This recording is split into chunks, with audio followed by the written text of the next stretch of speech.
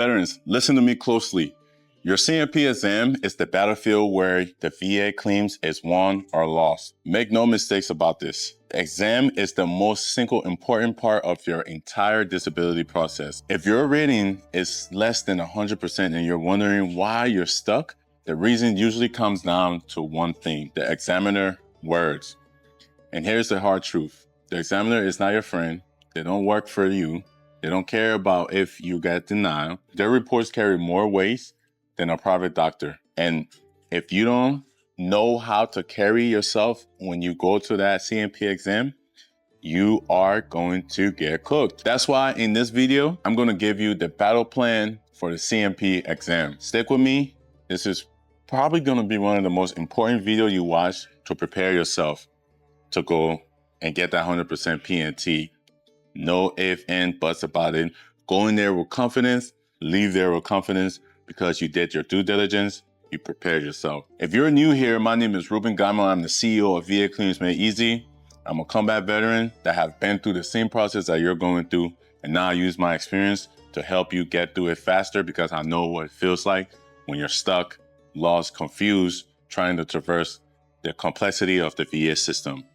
I will prevent that, and you will prevent that by watching this video.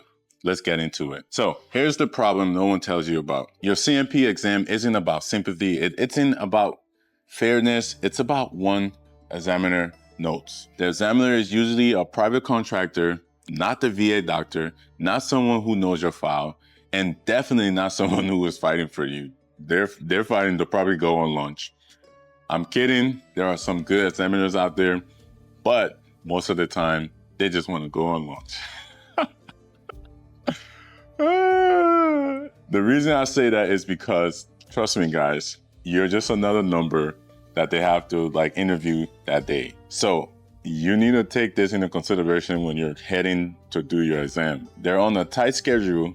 They might skim your paperwork. Some won't even read it before you walk in. They are paid by the VA, and their mission is to check the boxes, not to make sure you get the benefits you deserve. So you have to take that into consideration and have that in the back of your mind. Here's the dangerous part. If they rush you, if they don't measure you correctly, if they fail to document your condition by the way the VA requires, your claims are chefing it up. Like, that's you. This is your claim, and this is them.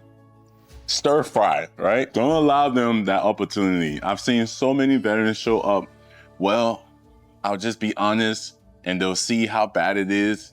Then they answer casually, smiling through the pain, minimalizing symptoms, and wonder why they got rated 10% for freaking brain injury, 10% for back pain, because they went in there and they didn't plan. I need you to get this. Your CMP exam is not casual. It's legal, it's binding, it's the battlefield where your benefits are decided. It's the last frontier. Do not show up there unprepared. I'm gonna be giving you the battle plan that you need to ensure that you walk into every single CMP exam prepared, confident, and not stressed out. Step 1, mindset reset. Yeah, that rhymes. I should drop bars, man. Matter of fact, I'm about to drop some bars for you right now. Mindset reset, what does this mean? It means the examiner is not your friend. Don't expect empathy. Don't look for reassurance. Treat this like a deposition. Every word counts, every movement counts. Your mission is simple: communicate the truth in your conditions in a way that matches the VA standards. Step 2, know the DBQ inside and out. Your disability benefit questionnaires. Every condition has disability benefits questionnaires. The DBQ is the script your examiner is going to follow. If you don't study it ahead of time, you're walking in there blind. Stop cooking yourself, man. Go study it. You're claiming this, you want to get paid for the rest of your life for this, why not do the due diligence and prepare yourself? If you're watching this video, I can already tell you're one of those individuals that actually want to be prepared, so you're taking the first step. But for example, migraines, the differences between 30% and 50% is whether they are prostrating and frequent. If you don't use those exact terms, you risk getting a lower rating. Prostrating and frequent. You better be taking notes. What's your tactical move here?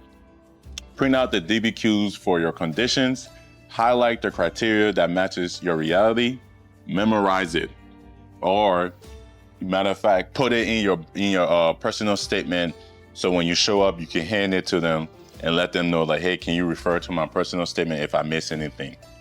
Step 3, consistency is life or death. Whatever you say in your exam must line up with your claims, your personal statements, your buddy letters, and your medical records. If your claims say incapacitating episodes a week, but in the exam you say 3 to 5 days, the examiner may flag you for malingering and inconsistency. Consistency equals credibility, exaggeration equals denial.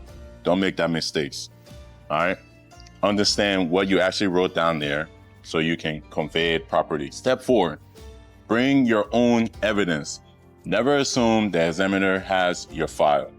Too often they don't, and they probably don't even care. Bring your own evidence, your medical records, your prescription list, any private DBQs that you've gotten, personal statements, nexus letters, buddy statements, bring everything. Walk in there with confidence, evidence.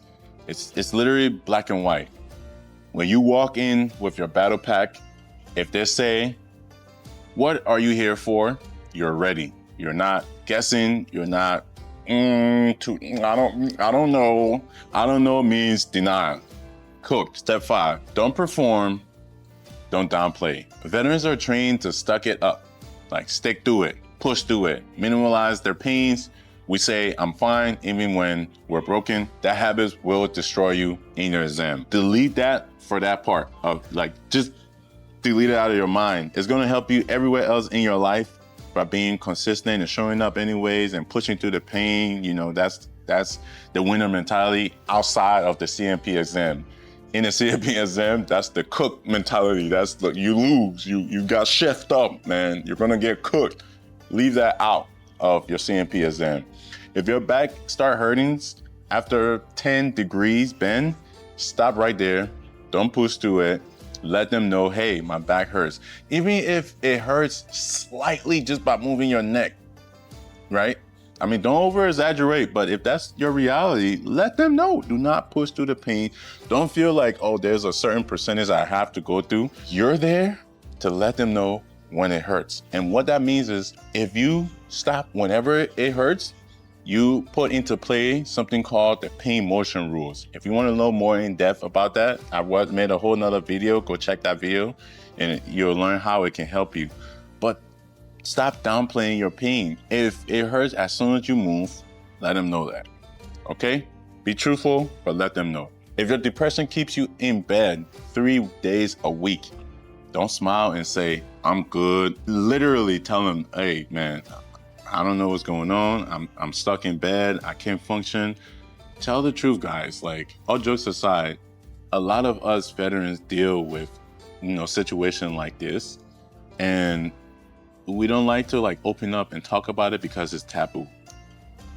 I literally have done, this was one of the hardest battles I had to deal with when I was going through my clean. Open up and talking about mental issues and the stuff I was dealing with because it just made me feel weak, right? And you know me, you guys know me, I try to be tough, I'm strong, I'm this and that, I was a leader, but we all deal with mental issues. Everyone is dealing with it. It's common. It's very, very common. What's not common, or what is too common too often, is the fact that people just downplay it. And if you're downplaying it in the CMP exam, you're actually cooking yourself, guys.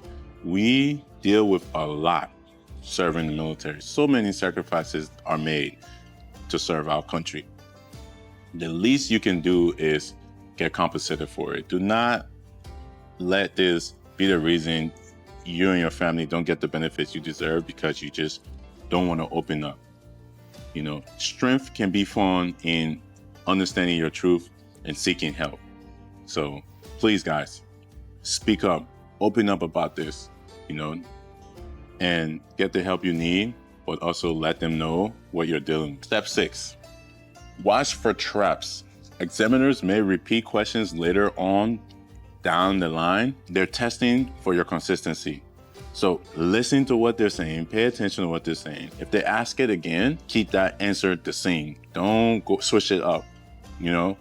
They're testing for your consistency. They may ask about your childhood or sports, fishing, for previous service causes, you know? Do not go in there and be a jabbermouth.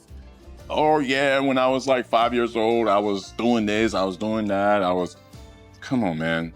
You're not there to tell them your life story. You're there to explain your condition and what's going on, backed by the evidence, right? Don't give them unnecessary information. Give them exactly what they need and keep going. And if they ask the same questions later down the line, keep the answer consistent. They may want to distract you with small talk to see if your symptoms vanishes when you're relaxed. Don't be a fool. Again, they are not your friend. I don't know how many times I gotta say this. They're not your friend. Stay on your mission, redirect the conversation back to your conditions, keep the answer clear and consistent, all right? Step 7, your presentation matter. From the moment you park your car, assume you're being observed because guess what? They're watching you. They are absolutely watching you. And if you go in there and you're two-stepping from the parking lot, but then you go in there and tell them your knees hurt, your foot hurt, your back hurt, you're cooked, right? How you walk in, how you sit down, how you interact, it all can end up in your notes. Dress in accordance to how you feel on your worst day. If you have extreme back pain, if you have extreme PTSD, are you gonna be dressing up really nice, spiffy, full 3-piece suit? Is that how you're dressing up? Probably not. Probably gonna have some sweats on, some slides, no socks, feet gonna be ashy. I know my feet was.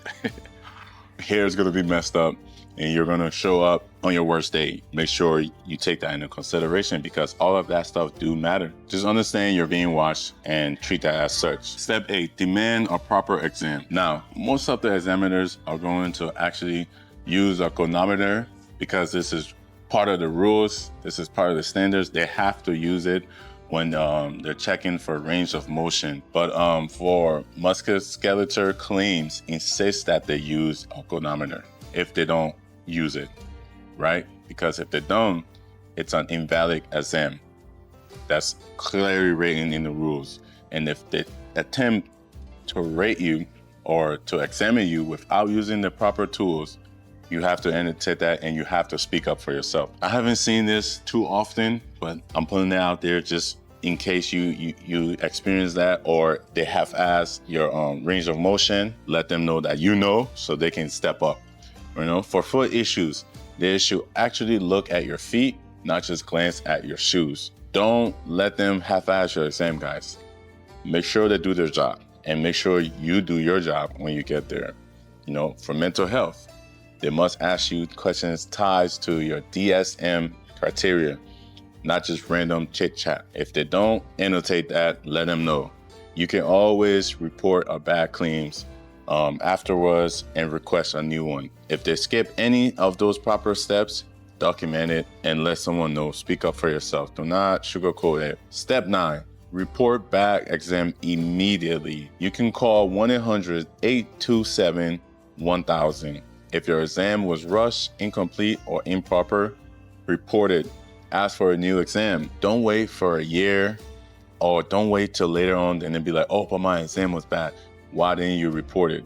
Remember, you're not reporting to get someone fired. You're reporting to protect your claims, your benefits, and what you've deserved and what you've earned. Step 10.